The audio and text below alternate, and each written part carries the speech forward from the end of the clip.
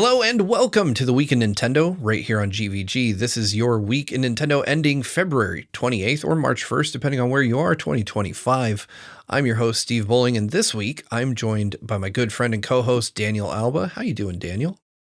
Hello, everyone. So good to see you, and good to see you, Steve. I haven't seen you too much. I had a lot of FaceTime with the other guys doing things like Pokémon Presents and other such things, but it's good to see you. How you doing? I'm doing really good. For those of you that didn't follow last week's episode, I was kind of out of town in Colorado, away from the studio, so I didn't get to do as much as I'd like to, though I was on the win last week, but it was just a very weird week for me. It's always weird working away from your primary space. Trying to get better at that though. It was good. I'm glad to be back though. I'm really excited to be back. It's been really, really quiet in the world of Nintendo, and that makes sense. Like the closer we get to the Switch 2 reveal, by the time you guys are listening to this episode or watching it, depending on where you interact with the win, we'll be just a month away, like a month and a day from the Switch 2 Direct. So I think that Nintendo is just going to kind of be really quiet for the next like 4 weeks while we wait for the big reveal of all things Switch 2. So that means that this week, Pokémon Presents was pretty much the only real thing that happened aside from the first ever delisting of a game from NSO, which John covered in depth on the channel. And before we jump into Pokémon Presents, just real quickly, Daniel, what's your take on the NSO delisting of, I think it was Super Stadium Soccer for the Super Famicom?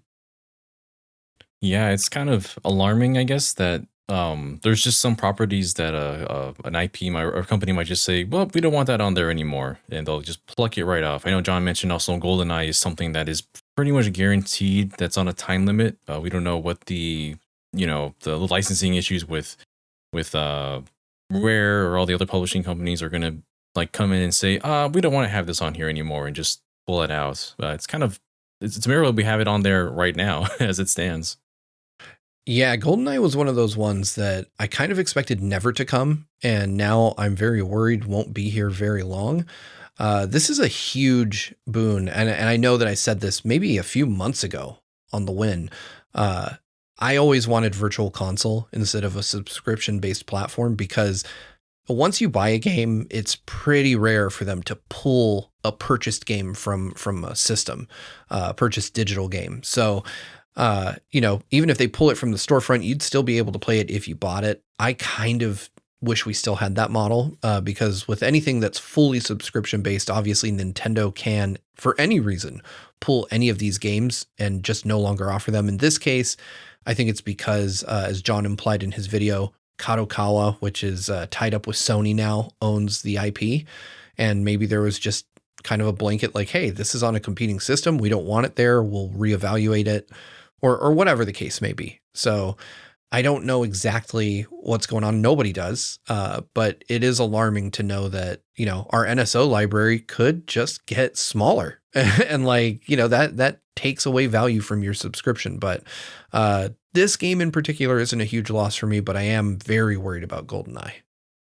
Yeah, that was a bit of a wake-up call for a lot of us, I think. That, yeah, as you mentioned, these aren't something that we specifically own. Like I can go back and play Earthbound.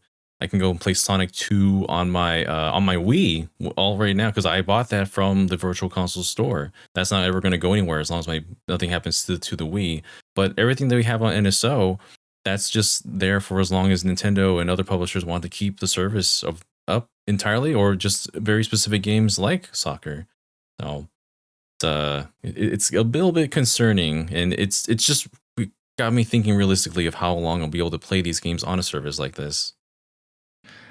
Yeah, and that's really where I think a lot of people's concerns lie. How viable is this service for the long term? It's a kind of a stark reminder that when you do these subscription things, you don't own anything. And it's even like people say the same thing about digital games, but at least with purchased digital games, it's very rare that you lose access to those completely.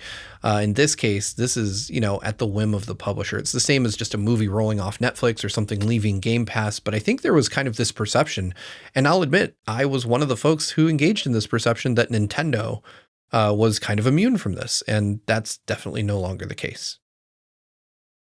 Yeah, I'm just hoping that, some of our more favorite games are going to stay safe on there for the time being. And I think Nintendo has an idea of like which ones are, the more popular ones that will stay on the service for the time being.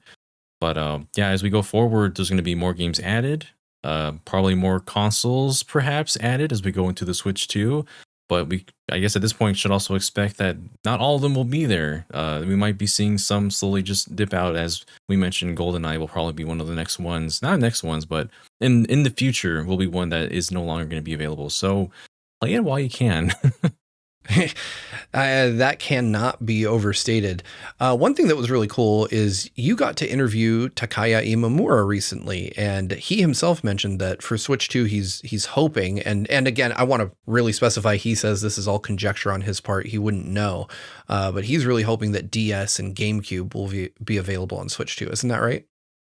Yeah, I think he was just, as conjecture, as he was just thinking to himself, asking him in the interview that, maybe at some points it makes sense that the Switch 2 would have the hardware capability, would have the memory storage to supply people GameCube games and also DS games as well.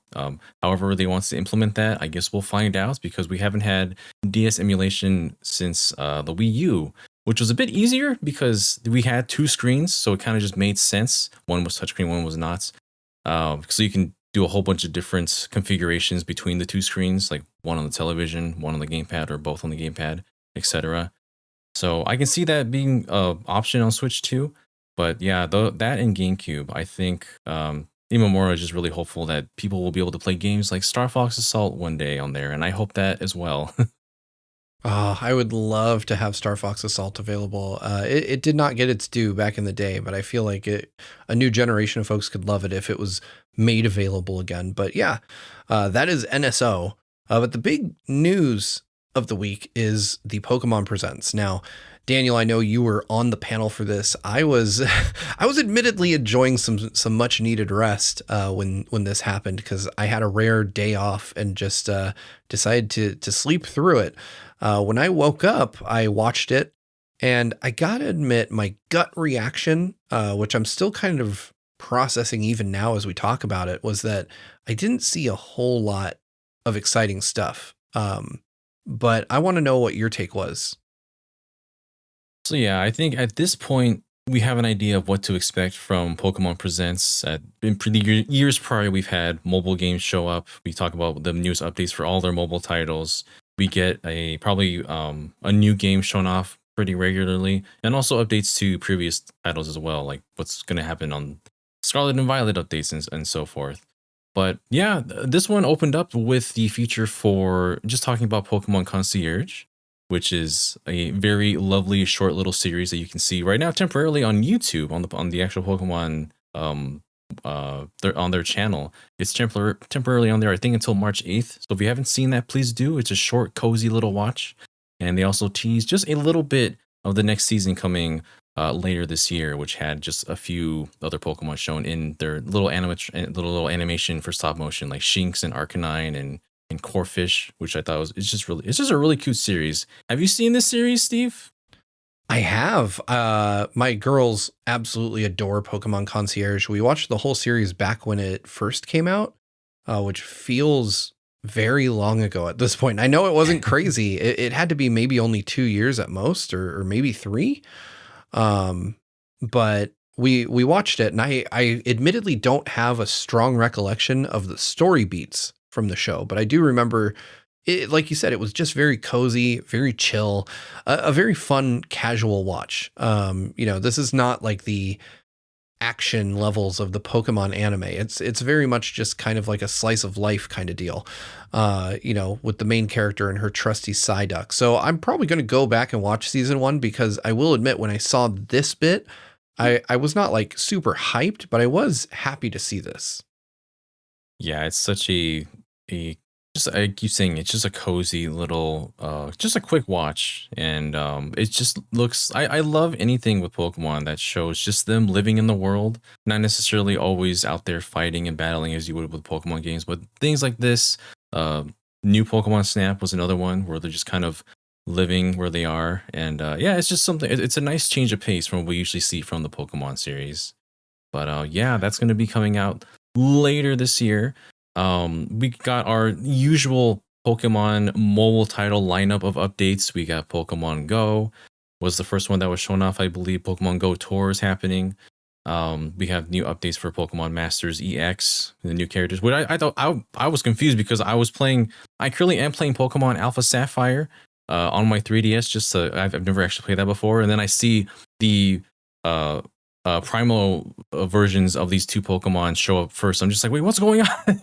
Everyone got a bit confused at first, but it was just updates for the characters in the game. But yeah, there's that. There's Cafe Remix, Pokemon Sleep, Pokemon Unites, like pretty much what you would expect at this point. Pokemon TCG Pocket also has a new update, which I got excited for because I'm actively playing TCG Pockets. Yeah, I promised that I was going to open packs, and I will be the first to admit, I'm sorry for those of you that were excited to see that. I haven't downloaded the game yet. I meant to, and I cannot overstate how much Pikmin Bloom has a hold on me. Like, I'm playing it every day for a significant chunk of my day now, and I don't know how I should feel about that. I'm a little embarrassed to admit how much of my attention is kind of focused on Pikmin Bloom. And I anticipate I will be late yet again, but I'm gonna get to it this week. This is the week that I finally download and play TCG and try it. I also feel like it would be unfair to open my first pack without Brandon. So when he's back on the show next week, we'll open a pack together on camera or over audio if you're listening on Spotify. Yeah, we've been fully just locked into just opening cards every day. It's really easy to just open up your game every 12 hours, open up a pack, close it again. You don't have to, involve yourself in battles and whatnot if you don't want to build a deck and battle other people. It's a simplified version of the TCG. But yeah, they just wanted to they added one more pack. It's a smaller one. It's not as large as the other two that we've had. This is Triumphant Light, and it has Arceus as the lead Pokemon on there. So anyone that's into TCG Pocket, you can also log in and get some bonus packs as well for Pokemon Day. It was very nice of them. But yeah, nice. that's essentially, they really went through all the mobile titles very quickly this year in particular, because I think they really wanted to get to the actual, like the highlight would be the games themselves, of which they did announce a new title.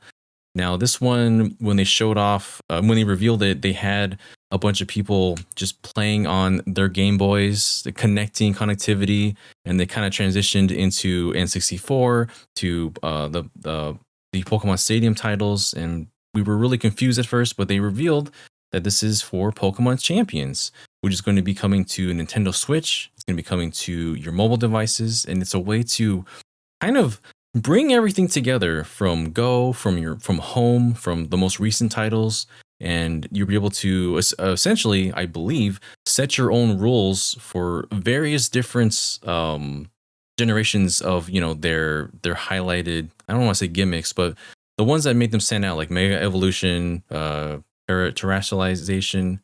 All of it's going to be within one title. I'm assuming maybe there's something like Gigantamax as well. So it's going to probably be something I imagine will take over as like the standard for what Pokemon Company uses for like tournaments, because you can do essentially, it looks like you can just put up any rule set that you'd like to in this one. And that's pretty exciting. And it's pretty big for people that are in that circle that are actively wanting to battle other people with Pokemon. But yeah. Yeah, I really like this idea. I think that Champions is a pretty cool looking game. I was a big fan of Stadium. And for me, Stadium was always just about the battles. Like I always just wanted to see my Pokemon battles like with the best possible visuals, so I like the idea that you can do this with different rule sets, with different, like you said, gimmicks. I was a big fan of Mega Evolution in X and Y, and I just really love the notion that you can do this on the Switch or on a mobile device. I think that's a really cool way to make what to me is the best feature of Pokemon more accessible, right? The battling with other trainers and pitting your Pokemon against theirs to see who comes out on top. I'm curious how this works though. Like I'm very curious, not necessarily mechanically. I think that that's something we can suss out, but monetization wise, like is Nintendo planning for this to be free to play, to maybe push subscriptions to Pokemon Home, to link to their other properties, or is this going to be something that you purchase separately and is like a companion to the games, right? Because obviously the Pokemon Home integration means that from most modern Pokemon titles, you can bring these Pokemon in and battle them in a traditional turn-based battle. And so part of me thinks that there's no way that they would let that component of Pokemon Go for free. But then when I think about just how well they've done in mobile with Pokemon Go, and I part of me thinks that this could just be a Trojan horse to sell in-game purchases within other titles within the Pokemon ecosystem.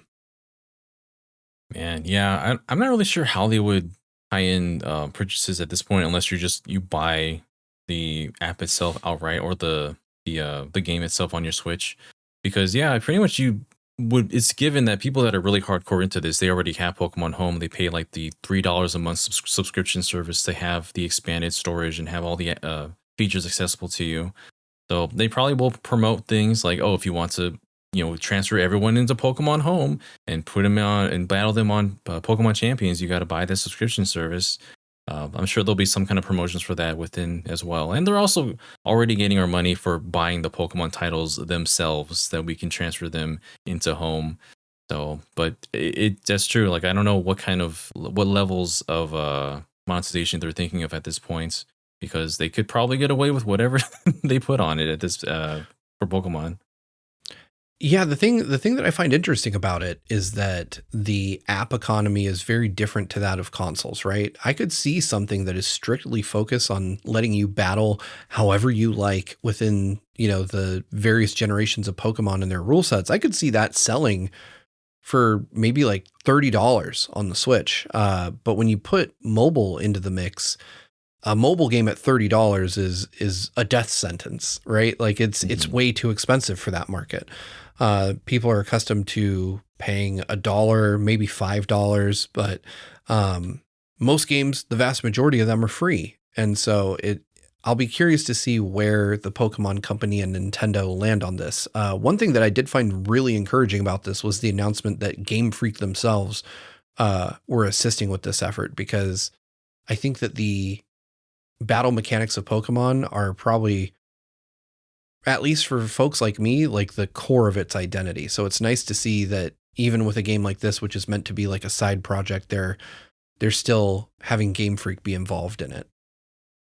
Yeah, this is going to be developed by Game Freak and the Pokemon Works. That's also worked on other mobile titles like Pokemon Home and Pokemon Sleep. Yeah, Pokemon Sleep as well. So very close to the Pokemon Company themselves. And yeah, I mean, pretty much all the other mobile titles available, they're just free to download. Everything from like Pokemon Unite as well, which is also available on Switch. So I can't imagine they'll charge anything outright, but it's more so like what kind of in-app purchases or features will they have within this to try and sell people on doing more. Because right now, I'm assuming from what we've seen, it's just battles, doing all the battles. So I can't imagine what they'll have to further get some money out of us from. Yeah, I imagine there will be something in that game that you can purchase that will give, some kind of in-game purchase, but I wonder what it would be. Maybe you can only transfer an X number of Pokemon, or maybe if you want to build your own team within the game, then there's some mechanism by which you purchase the ability to pull new Pokemon. Like maybe you can, loot box some Pokemon. I don't know. It's very unclear to me, because most Pokemon games tend to stand on their own without having to have another game in the franchise to connect to. So I anticipate that Champions will be similar in that there won't be a requirement that you play Pokemon Go or even anything, on console to get Pokemon into that game. But I think maybe that may be how they monetize. Like maybe you buy a Pokeball and you open it and it has a random Pokemon inside. You get X number of free ones every now and then, similar to what they're doing with TCG, right? Like maybe every 12 hours you can you can get a Pokemon and maybe it's one you have and maybe it's one you don't, or you can invest the time and frankly the money to buy a proper Pokemon game, raise Pokemon within that, and then bring them in to use. But I would be willing to bet that that's probably how they monetize, is something related to getting Pokemon. Oh man, so something about that system would make me angry. Just having you pull the gacha and here's a random Pokemon. I'm just like, oh boy, that's gonna get some people going crazy, and there would be people that would spend a lot on doing that sort of thing, but that remains to be seen. It's currently in development. We don't know when it's going to be released specifically, but that's one of the highlights of the presentation was the actual new title for this for Pokemon announced here today. And it's also getting a Latin American Spanish translation. That was a whole segment on its own. That was really cool. They're having more translations for these games out in more territories, which is really good for people that could not, experience these games in other languages. So I think that's pretty awesome. Yeah, it's great to make these more accessible for other players. This was admittedly kind of a part where the pace slowed for me a bit, just because I was like, I thought you were doing this from the beginning. I was kind of surprised to find out that they weren't, but I'm very happy that they are now. Yeah, everyone was just kind of waiting to see when we were going to see the main event, and it came right after. They actually revealed Pokemon Legends Z-A, which is essentially, as we had expected, from the concept trailer they had a whole year ago. We haven't seen anything since then. Pokemon Legends Z-A is going to be taking place in Lumio City, and I'm pretty sure at this point now this is like either the present day or just a little bit in the future, because one of the main characters that you interact with there, they're with their AZ is with their Floettes. It's a Pokemon and pairing that they had at the very end of X and Y, so it's past that point. And it's pretty much doing a reconstruction of the area to make it more high tech.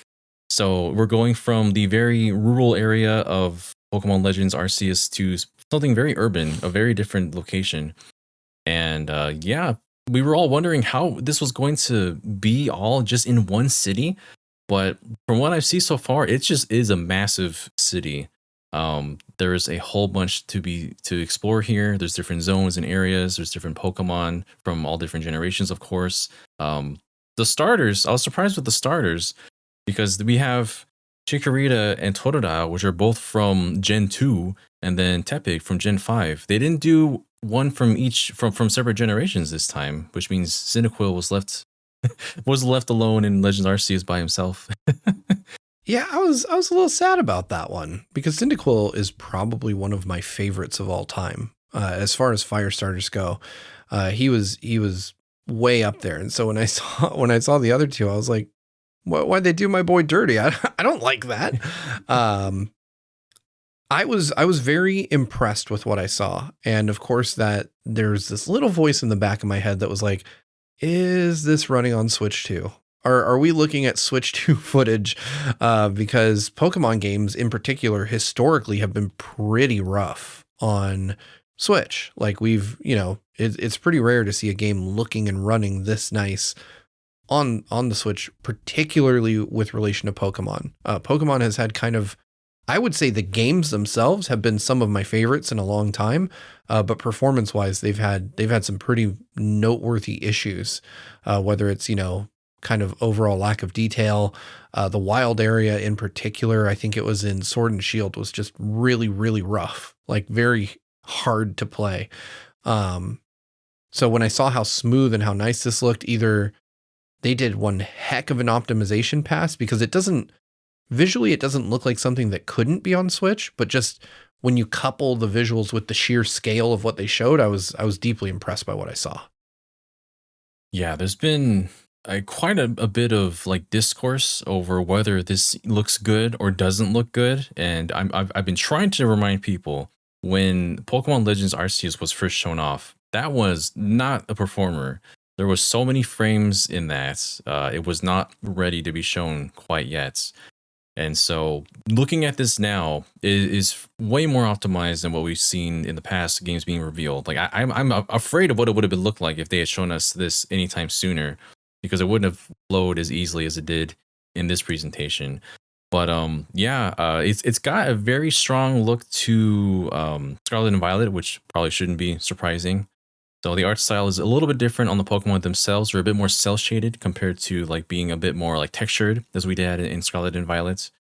And yeah, I think what we see so far is something that it looks promising. I think it looks good for what it is. And for the state that we're at right now, for a game that's still in development, that's going to come out later this year, and which might not actually be running on the Switch 2 in this presentation, I think it looks really good. I don't think Nintendo would let them show it on Switch 2. They want to be the ones to show everything on Switch 2 when their presentation comes. So maybe if it was after the presentation, after Pokemon Day, they might have done Switch 2 footage. But I'm pretty sure this is a Switch 1 trailer. That's my gut feeling. Right. I agree with you. And to be clear, because someone probably has already typed out a comment, I was being facetious in the whole "is this on Switch 2" thing, because you're 100% right. Like, Nintendo's not going to allow, even the Pokemon company is not going to be allowed to show Switch 2 footage like stealthily, right? They're not. That is one of those gamer tinfoil hat conspiracy theory things that just doesn't really happen all that often. And if it does, it's almost certainly not going to be Nintendo that they get that by. So this is almost certainly running on Switch 1. If it's not, it's running on a dev kit for Switch 1, but it's running targeting Switch 1 specs. And I think that there's a lot to be said about artistic choices and how they can impact performance, right? It may very well be that the more detailed look of previous Pokemon games coupled with this type of open world strategy just can't yield a game that performs very well. But regardless of what you think, in terms of that, I think there's no arguing that the game looks, at least in these trailers, far better than the original Legends Arceus did. Like you said, that first trailer had visible frame drops, like to the point when I remember seeing it and reacting right here to it and being like, I'm a little worried after seeing that. With Z-A, I don't have those worries. I'm actually just pretty hyped to see this actual game running on the Switch. This is, I think they've taken the right direction here. I think the Pokemon look nice. I think the world looks nice. I'm excited to explore this environment, and I'm excited that, from at least what I can tell from the trailer, it's going to run well while I do it. Yeah, people are always going to have their hangups on the art style, the art direction, how detailed it is. I mean, I'm fairly easy to please when it comes to Pokemon, and the bar is low in some cases. It doesn't need to perform as extravagantly as your Breath of the Wild or your Xenoblade, for example. I think for what they're doing right now, that it's good for what they have at the moment, and it's going to probably look just marginally better by the time it releases, but that's totally fine with me, honestly. And one of the parts of this trailer where I was really noticing like its performance was during the battles. Did you get a good look at the battle system, Steve, during this trailer? I didn't actually. Why don't you break it down for me? So compared to Legend Arceus, that one obviously it has your trainer. You can kind of move around while you're battling, and you can kind of just give your commands to the Pokemon that's battling. And you had like an agile style and a power style that was able to kind of augment your moves during battle. I think they've entirely thrown that out. And now these Pokemon are so active in their battles, in their animations. You can physically, or not physically, you can call out and have your Pokemon dodge attacks on the playing field. Not just, it's not like a % chance as like it usually is. You can actually interact and move them around the field. And on the bottom right, you see all 4 moves as well. When you use a move, it enters a cooldown, which means that you can't just, as some people do in Pokemon, spam the same move over and over again until the other one faints. You have to actually thoughtfully position yourself. Certain moves will interact with the field. You can use them to defend as well as attack. And that I don't know, the system just kind of reminds me of Xenoblade Chronicles 2, to bring that up again, because it's the same like diamond in the corner, and you can't use moves constantly. You have to like think carefully and more strategically as you use a variety of moves this time. And I thought that was really cool. That does sound cool. Like, I'm going to have to go back and rewatch that bit of the Pokemon Presents because of everything that they innovated in Arceus. My favorite was the approach to battling and capturing Pokemon. The fact that it kind of just happens out in the world, it's no longer like you jump into a turn-based battle, which I think there's still room for that in the Pokemon franchise. But I've been saying since Arceus came out that what I really want to see is a proper next-gen Pokemon game that incorporates all this cool stuff that Arceus does, and now that ZA will build upon and basically rolls that into the mainline franchise. Yeah, I love how Legends has become this like playground for the Pokemon company to just experiment with new ideas, as we saw with Arceus, and now as we're seeing with Legends ZA. So seeing how that changes as we go on, I'm really excited to see what kind of how this. I keep wanting to say how it evolves the battle system, but it really is exciting to me. And I don't want people to be like, they should go like this going forward and only do real time turn instead of turn based. But I think these kind of unique battle systems will just stick to the Legends series, and we'll have our traditional Pokemon battles and when Gen 10 rolls around, for example. But yeah, I think it looks fantastic as it is right now. So yeah, I'm excited for Legends ZA, and it's coming soon. It's coming later this year. I'm pretty much guaranteed this is going to come out after the Switch 2, as far as what I'm feeling. So yeah, my estimation for Switch 2 is that it comes out in summer. I'm suspecting that, I mean, if they're revealing, presumably we don't actually know what Nintendo's going to reveal in April. But I have to assume that this is going to be where we get the price, the release date, the launch lineup, that stuff. And if you're announcing that, I would say June, July is like the latest that you launch after that, especially considering kind of the extraordinarily long wait that we've had for the Switch 2 to even be announced. So I think Nintendo is probably pretty close to ready to drop it. And when I hear, like, in February, when I hear that a game is coming out later this year, I don't imagine it being before June or July, right? I imagine it being like September, October, like that last bit of the year. So I just don't think that I don't think there's a scenario in which ZA comes out before the Switch 2, unless the Switch 2 is way further off than I'm thinking.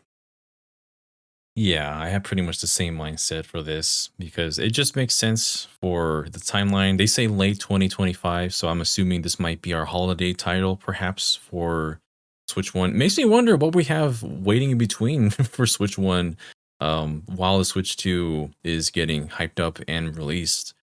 But yeah, that's pretty much everything I had to bring up about Legends ZA. I think it's looking pretty good, honestly. We unfortunately didn't see any like new Mega Evolutions, any new like if there's going to be any like Kalos forms of Pokemon. So that was a bit of a letdown. But the main thing I need to ask before we move on, what will your starter be, Steve?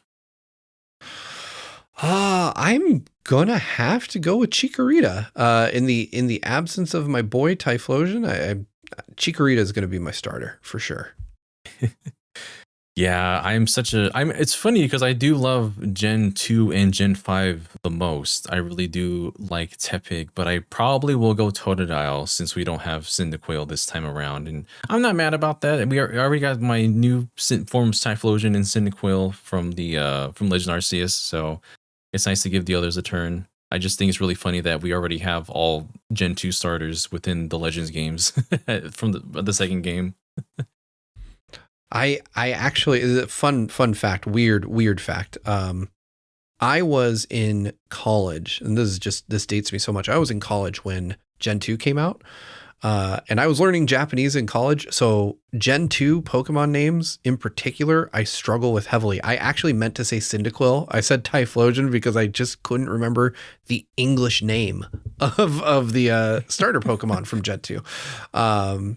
Because to test myself, I was studying Japanese. I bought a Japanese copy of Silver, and I've only ever played Silver in Japanese before, and very broken Japanese because I muddled my way through. I was literally in my first semester when I jumped in feet first and played Pokemon Silver just whole on in Japanese, and I kind of regret it, to be honest. It was a huge mistake because I could not read hardly anything. Oh my gosh, that's hardcore though. Just having the Japanese version, playing that all the way. Did you play it all the way through? Did you beat the game? I did. I beat it. I beat the Elite Four, made it all the way through the story. And I was, to this day, I don't really know what the story is of Pokemon Silver. There isn't a I just kind of ran around and did stuff until something worked. But yeah, it's still, I love the Pokemon designs in Silver more than maybe any other generation. Yeah, same here. Oh man, we're so spoiled now with the kind of games that we have, because back then on the Game Boy, like this makes me think about people who are saying that they are going to go crazy just being in one city for the entire game. But back on the Game Boy, when you had red, blue, yellow, gold, silver, crystal, like we had just every town looked exactly the same. Every location was the same. The only thing that changed was the tint. If you had a Game Boy Color, Pewter City was gray, Cerulean City was blue, Vermilion City was yellow, and so on. But like we still, in our heads, we imagine how great and different they are. Playing Gold, like Goldenrod City is a huge, in Saffron City, they're like huge actual big cities, even though there's just like 4 or 5 extra buildings in beforehand. But then when you go to like Ekritik City, I think it is, where it has Tin Tower. As a kid, I had no idea that it was so entrenched in like Japanese culture until I played Heart Gold and Soul Silver, and that when that's when the art style, when the hardware was able to really show that for what it was, and it just gave me a completely new perspective on it. But yeah, I think that people that say that it's going to be too samey throughout the entirety of Legends Z-A, they can definitely find ways in art style in other ways to really flesh it out and just invoke the imagination again. I'm giving it the benefit of the doubt right now, because they can really make some really cool things if they put their heads together for it. But yeah, I agree with that. One thing I wanted to ask you about, Daniel, before we wrap up the Pokemon Presents talk, how did you feel about no Gen 10 being shown? Oh man, Gen 10, I honestly wasn't expecting Gen 10. There's also people that were expecting like a black and white remake. I was just like, no, that's not going to happen this year. There's a different schedule that Pokemon seems to be under ever since like the last generation, because of the anime, merchandise, trading card game. They're all on this kind of set, linear schedule together. And they've kind of been shifting away from that. Also, partially, this helps them to spend more time to polish up games like this. And I think Pokemon Company is confident enough that Legends Z-A is going to be able to carry people's interest throughout this year and other things they have planned as well. And also, next year is the 30th anniversary for Pokemon. So there's a whole bunch of different things that they can do for that Pokemon Day coming up this next year. So yeah, I'm not too surprised that Gen 10 wasn't shown or even teased. That's pretty much going to be guaranteed what happens in the next coming year. Yeah, I'm actually quite happy that Gen 10 didn't show up here. Not because I don't want it. I desperately want to see Gen 10. But first off, it gives me hope that Gen 10, I don't think Gen 10 will be Switch 2 exclusive, but I think it will leverage the Switch 2. So I'm hopeful to see like another visual leap or performative leap for the next proper Pokemon generation.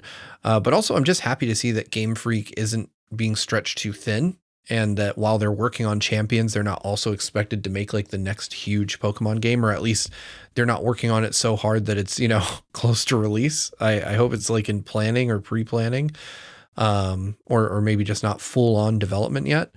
I think that, there was the perception that maybe Sword and Shield and Scarlet and Violet suffered from Game Freak having too many other things going on. But more importantly, I also just don't want the series to fatigue people the same way like Assassin's Creed did years ago, right? Where people are just, they don't have enough time and money, frankly, to continue to invest in the series. And as a result, the series begins to decline. I don't know that there's as much of a fear of that happening with Pokemon of all things. It's still like the biggest global franchise on Earth. But I want to be able to have the time to like play through these Pokemon games without feeling like I'm just rushing to get to the next one because there's some kind of yearly schedule for these or something. Yeah, just Pokemon Company can just take their time with Legends Z-A. They can take their time with the next generation. I'm totally fine just having the relaxed gap of a year that we've had thus far. And if it means for a better product in the future, then they can take all the time that they want because they're the Pokemon Company. They're always going to be making a lot of money. I think last year, like they're the IP that sold the most in merchandise or toys or something in North America. So they're not going to be hurting if they take some time off with their games and introducing new Pokemon. They have a lot to lean back on. So yeah, I'm looking forward to Gen 10, of course, but it'll happen when it happens. Yeah, I think that's probably the best way to put it. Like Gen 10 will come when it comes, and Pokemon's just they're not hurting for that. In fact, and I don't think I fully realized the breadth of the situation, but when I was in New York recently, we had to go hunting for Pokemon cards because my brother-in-law is just now massively into Pokemon cards. And so he asked us to just wherever we could in New York City, find him and buy him cards, unopened packs, of course. And we had to go, like the Nintendo store in New York didn't have any. We had to go to like a specialty Pokemon card shop that was like in a strip mall in New York somewhere. And my sister just cleaned them out. Like she bought as much as they would let her buy. And he just, tore through them. And now that I'm cognizant of that, I look around at stores in my local area and I don't see Pokemon cards available anywhere. I had no idea that the card game was as hot as it is. Yeah, ever since my sisters started to dabble with getting Pokemon cards, I've been kind of every now and then I'll buy some for them because I also want to see what they get. And I'm just kind of looking around stores. And I'm just like, man, they've got like Yu-Gi-Oh and other cards here, like in the store, but they don't have Pokemon a lot of the times. GameStop will have some, and then you had like very recently the rush to get the new sets in stores, and GameStop was barely selling any. I was watching a video that Kid and Krista did trying to grab those exact copies and being sold out essentially. Lines forming. GameStop wouldn't sell. They barely had any available. So these are really sought after even today. It's crazy. It really is. I still have my cards from the 90s that I don't know what teenage Steve was thinking, but I never played the card game, and I have like every Pokemon card I ever got, I sleeved and put in a binder, and I have the binder just full of them. And I have no clue if they're worth anything. I might actually post them to see if anybody can tell me if I have anything of value. I don't know or even think that I do, but I also had no idea that people were just this nuts about it still, almost 30 years later. But that being said, this isn't just Pokemon today, although we did get through a good amount of the podcast talking about the Pokémon Presents. We have mailbag items. And if you're unaware, those of you that are in our winner circle, which you can join over at patreon.com/GVGaming by becoming one of our silver members for just $5 a month or above, grants you access to the winner circle where you get each and every episode of the Week in Nintendo a day early, and you get to submit topics like the ones we're about to read. Our first one comes from Seesaw24, who writes, "What is a Nintendo game you think should get more love?" And I wanted to pick this one because behind the scenes, Daniel, you've been engaging in an effort to talk more about the GameCube lately. So if you haven't seen Daniel's excellent F-Zero video, and there was one more, they've got a cool GameCube styled intro. What was your other GameCube video? The first one I did was on Metroid Prime 2 Echoes. That's right. So those two, you should definitely watch. I'll put a card up if you're watching on YouTube so you can check those out. But essentially those are, there's a lot of games on the GameCube and the N64 in particular that probably didn't get what they deserved. And so I'm going to choose a game that I actually mentioned to Daniel for his ongoing GameCube series that I think deserves a bit more love, and that is Doshin the Giant. It is one of Nintendo's weirdest, most experimental games. Nintendo has this uncanny ability to go into an established genre and make a version of it that no one else would think to make. And essentially, Doshin the Giant is Nintendo's take on like the God simulator, right? Like your civilizations, your populaces, those types of games. The stuff that Peter Molyneux was known for before he was known for what he's known for today, which is not delivering on anything. So I would recommend that one. It is a deeply unloved game because it was very unavailable to a huge chunk of the world, that being the US.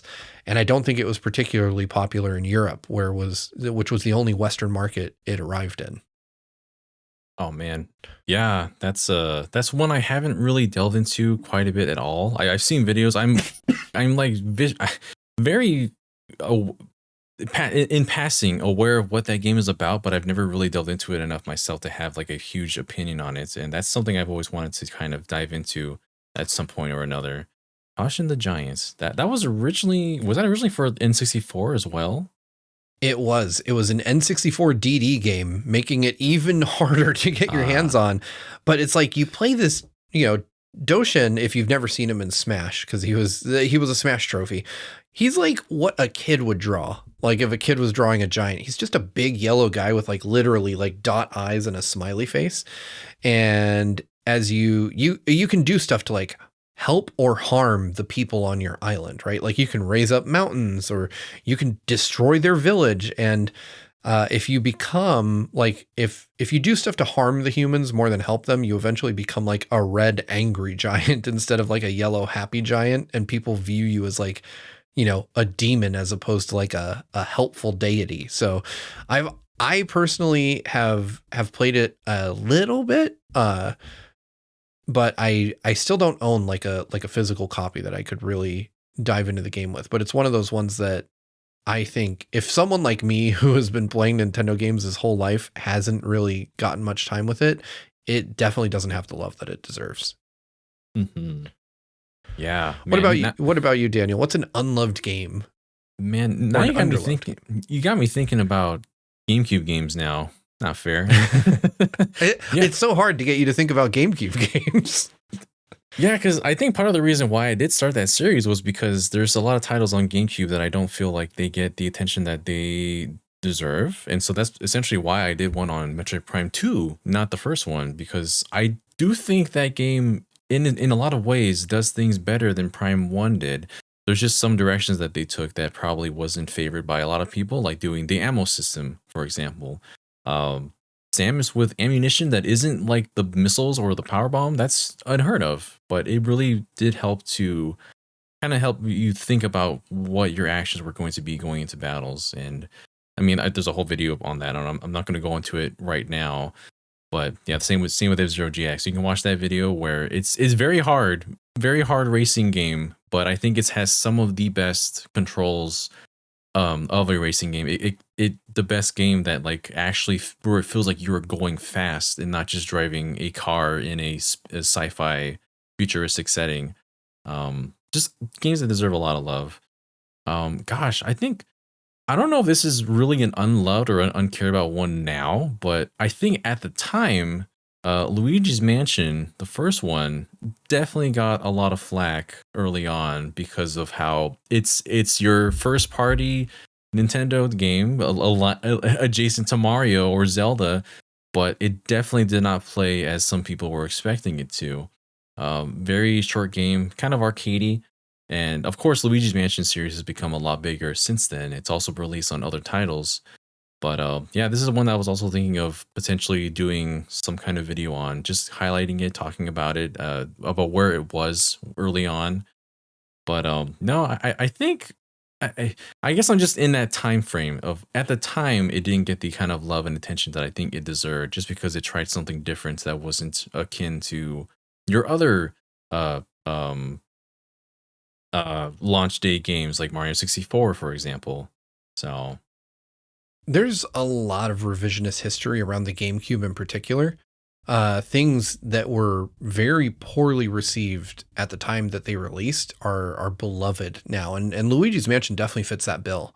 I remember, being on IGN's message boards back in 2001 and seeing people kind of bemoan the idea that we were getting a Luigi game and not a proper Mario game. And everybody wanted Mario Sunshine, which had already been shown at that point. And so it was very interesting as somebody who was there when the console came out and an adult when the console came out, to kind of see the gradual shift in tone about these games over time, because Nintendo was very much viewed as like just doubling down on the idea that they were for children back in the GameCube era. It wasn't really until Reggie came around that things started to shift for Nintendo, but we had Luigi's Mansion. I remember people clowning on the Wind Waker, which in 2025 is just really funny to think about, like people being upset at the Wind Waker. So it was a very interesting time. And I think that these games proved to be excellent. And I will go on record as saying I was standing these games when they were new. Like I remember arguing with people on those message boards that actually these games were cool and they were fun and they were, Luigi's Mansion was an excellent game. And so I think that it is very interesting to look at those through the context of time gone by to see, you're 100% right is basically what I'm saying. They were absolutely great games, but in their era, they were not viewed as such. And that's just a weird thing to think about, because now I would think that the Luigi's Mansion series in particular is pretty well regarded. Yeah, I definitely remember that. And inside that era, Wind Waker as well. Like, I love Zelda. I wasn't gonna like not play because it looked a little different. But there were so many of my friends who were just like, I don't know, it looks like it's made for kids now. Maybe we gotta play something else. We're gonna go play Halo later. That's the era that we lived in. Yeah. People really wanted Nintendo. I think that Nintendo didn't do themselves any favors with their Space World showing of like the more realistic Ocarina of Time based Link tech demo, and then going from that to a completely cell shaded game. I think just threw people off. Like, people back then did not understand that a tech demo was not Nintendo laying out their plans, for a future game. And Nintendo went back to the well with the Wii U. You think they'd just stay away from tech demos that had nothing to do with games they wanted to make. But it seems like every couple generations, Nintendo shows something like that off and it goes very poorly. But thank you so much for the question, Seesaw. Let's go ahead and grab another one from Dat Alpha Lion. Or I'm sorry, I meant to say Natalie, one of our silver members, who writes, it's weird to think that with a new generation, we'll be back to waiting for our favorite franchises to get their modern iterations on the new hardware. We'll be waiting for the next console's 3D Zelda, 3D Mario, mainline Pokemon, and all the games that are big grabs for a console. With that in mind, what is a franchise you think deserves top priority with a shiny new Switch 2 iteration, and what do you think is missing from the Switch right now? Star Fox, probably. So what's missing from Switch right now is a much easier question to answer. And I guess I was going to say F-Zero based on Daniel's video, but we do have F-Zero 99. So I guess Star Fox is really the answer there. If you're talking about Nintendo's first party offerings, like, there are other things that Nintendo hasn't made, obviously like Rhythm Heaven, stuff like that. But I would say if I think of franchises that are just MIA on Switch, Star Fox is pretty much the obvious choice for me.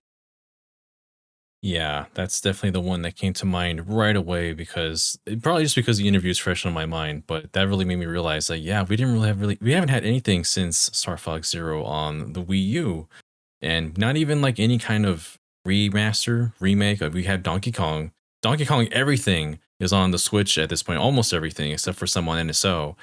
But that franchise is doing fine, but Star Fox hasn't had really anything except for the 2 games available on NSO from the original Star Fox and Star Fox. I guess Star Fox 2 is there as well, and the one for obviously N64. But no assaults. There's no emulation for DS games, so nothing from there as well. That's definitely the big one on there. And if they make something new, I hope it kind of does it continues the story. I don't need to hear the story told for the 5th time of Star Fox 64 or the original Star Fox of starting out in Corneria and doing that whole rigmarole again. Yeah, we need something new from Star Fox, and it's sad that we haven't gotten it. It's just kind of strange to me that we keep going back to the same story. Like, and I know that in the past, Nintendo, I think specifically even Miyamoto has said, like, when we have something new to do with Star Fox, we'll do it. And I was like, there are so many ideas that you could do. Like, you've barely explored this universe. And I've said it for years, an open universe Star Fox game would consume my life. Like I would lose myself in that game. Like if you gave me No Man's Sky essentially, but with Star Fox, like just give me the action and the gameplay of Star Fox with the open exploration of No Man's Sky, and you have a recipe for me to just, never touch another console again. It's kind of baffling to me that it's missing. But for the second half of your question, Natalie, you're talking about what we need for Switch 2.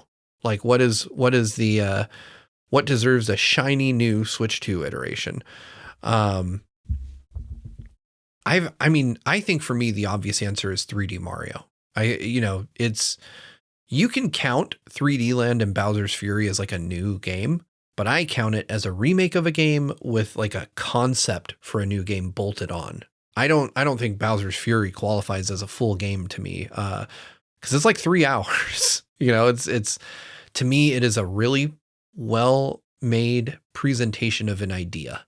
Like I've been saying this since it came out, but it feels to me like that may be the direction that Nintendo wants to take Mario in the future, a way to innovate within the series and make it feel fresh again. Like an open world Mario sounds like a really cool idea, where instead of zones and worlds and jumping through paintings or traveling in a spaceship, you just have one contiguous world, and it slowly transitions from desert themes to winter themes to space themes, whatever it could be.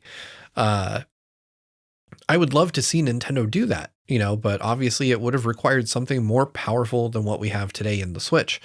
I think it's, so for me, it's been 8 years since we had a proper full scale 3D Mario title. And 8 years feels like a really, really long time for Mario to not have a full brand new adventure. So I think that in a world where there is next to zero chance of there being a new Zelda ready for launch, Mario is the best candidate for like how to put your best foot forward with a new platform.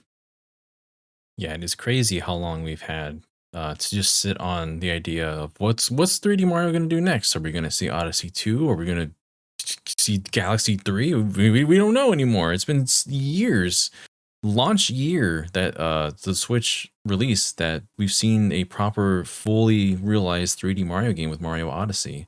And yeah, we were all thinking as well, like what we see in Bowser's Fury, that feels like the framework for what we're going to get next with Mario. It kind of blends together a little bit of everything from the 2D Mario, 3D Mario, what we did with Mario 3D World. And it just kind of speaks to, having something within that frame, that canvas is made. They just got to paint the picture, essentially, the full picture now. But yeah, as far as ones that I would want to see, a series that needs to be on Switch, to get a shiny new version on Switch 2. This is I'm digging deep for this one, okay? I would love to see bring back Golden Sun instead. Oh, I like that. Because we had Golden Sun on the Game Boy Advance and the Lost Age, both of those like completed each other's story. And then we had the Golden Sun for the DS, and we didn't see anything after that. I know the Golden Sun for the DS was it wasn't really well received, or like it wasn't really spoken about as highly regarded as the Game Boy Advance titles.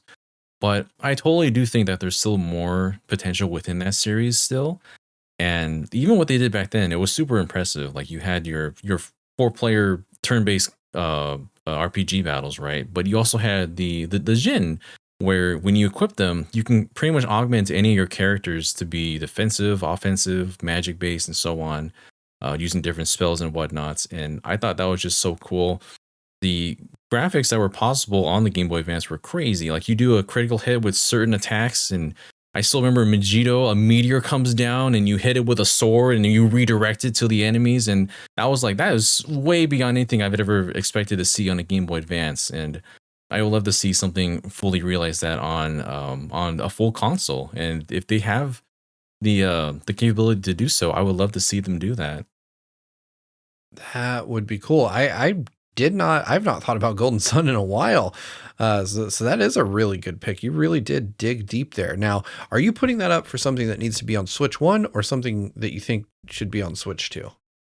Oh man, at this point, I'd love to see this on Switch 2 because I can't think of a lot of like JRPGs that we might see on the Switch 2. We've got like your 3D platformer with Mario, you've got your first-person shooter with Metroid.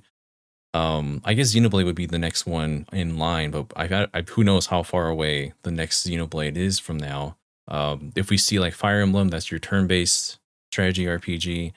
So yeah, I think Switch 2 has room for like a proper JRPG that just kind of calls back to those other titles. It doesn't have to be like a huge entry or anything, just something that's a bit more compact and digestible than your usual like 60-hour RPG, JRPG or what have you. I think that's a great idea. But I'm surprised neither of us said this. I'm a bit more surprised you didn't say it, but as we've been talking, I've been thinking about this. And I want to be clear for the record, as sad as it makes me, I don't think this is going to happen. I would really like to see a new Fire Emblem as a launch title for the Switch 2 to like as a kind of foil for a Mario game, right? Like if you want something a bit more tangible, let's say, than like a Mario game, having a brand new Fire Emblem that has the same production values as Three Houses and Engage on the system on day one, for me would be just amazing. Yeah, that's definitely something that's been in my mind. But realistically thinking on it, like we've had Three Houses and Engage, or the new titles that were on Switch, but we haven't gone back to like remake any other titles. So that's what we had for Shadows of Valentia, Fire Emblem 1, Shadow Dragon, and New Mystery of the Emblem, which was essentially Fire Emblem 3. So the first three Fire Emblems have been remade already on different titles for the DS and for the 3DS. So that's why I'm thinking at this point, the fourth game, Genealogy, might be our next Fire Emblem title. Maybe there's another team working on a brand new one in the background while someone is also working on creating a remaking this entirely. Because having the production value, even of Shadows of Valentia, that production value was fantastic on the 3DS. Putting that to a remake for Fire Emblem 4, or even just making a whole new game, like that's going to be that's going to be a real good looker in my opinion. But yeah, I'm just I guess I'm just in the camp that we're going to see a remake before a new title is the summary of it. I agree with you. I think that we are on the path to seeing a remake. We talked about this, like I want to say 2 episodes back, possibly, when we were speculating on there potentially being a direct or some shadow drops in February. Now we're at the end of the month. We know that didn't happen. And I want to circle back to that rumor.